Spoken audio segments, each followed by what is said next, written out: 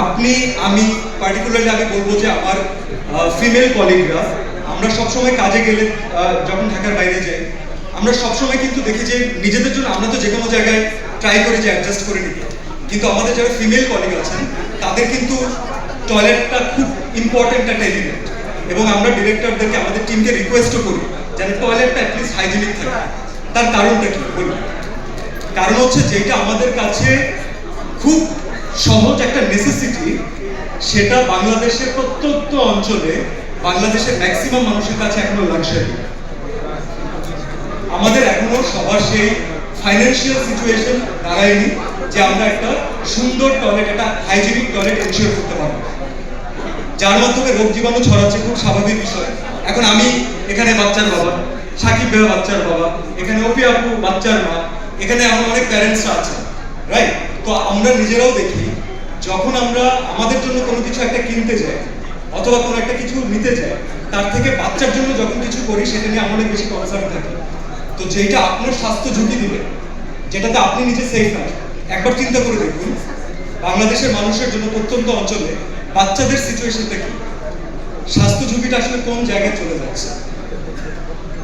চলুন আমরা এখন এটাকে কানেক্ট করি। কিভাবে কানেক্ট করব? আমাদের সিচুয়েশন ফাইন্যান্সিয়ালি আনসলভেন্ট ছিল, এটা মেনে নিতে হবে প্রত্যন্ত অঞ্চলে।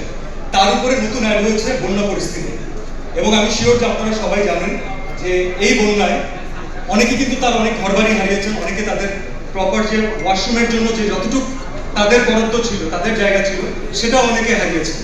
তো এখন সলিউশন কি? সলিউশন হচ্ছে আমাদের সবার একসাথে কাজ করা। This is it. কিভাবে আমরা করতে পারি?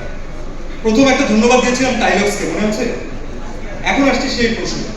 টাইলক্স একটা খুব সুন্দর উদ্যোগ নিয়েছে, যেটা আমার মন থেকে মনে হচ্ছে আমাদের সবার একসাথে অ্যাপ্রিশিয়েট করা দরকার।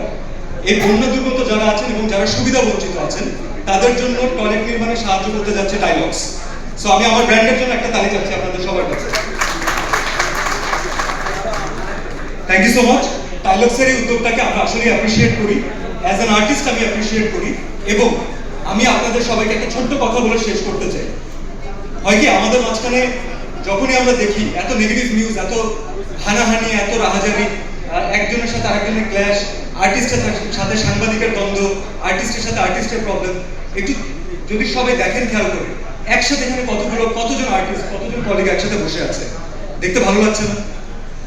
একসাথে আছে, আমরা সাংবাদিক ভাইরা একসাথে আছে, মানে যখন আমরা কোনো একটা ভালো মোটিভ নিয়ে একসাথে কাজ করতে যাব, অনেক ইম্পসিবল জিনিসও তখন সহজ হয়ে যায়।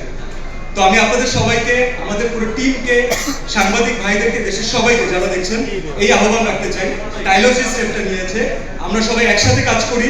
এটা তো টয়লেট ইজ জাস্ট স্টেপ মানুষের জন্য কাজ করার জন্য, এরকম কাজের অভাব নেই, খুঁজলে অনেক পাওয়া যাবে। আসুন আমরা সবাই একসাথে কাজ করি, সুন্দর একটা বাংলাদেশ নির্মাণ করি।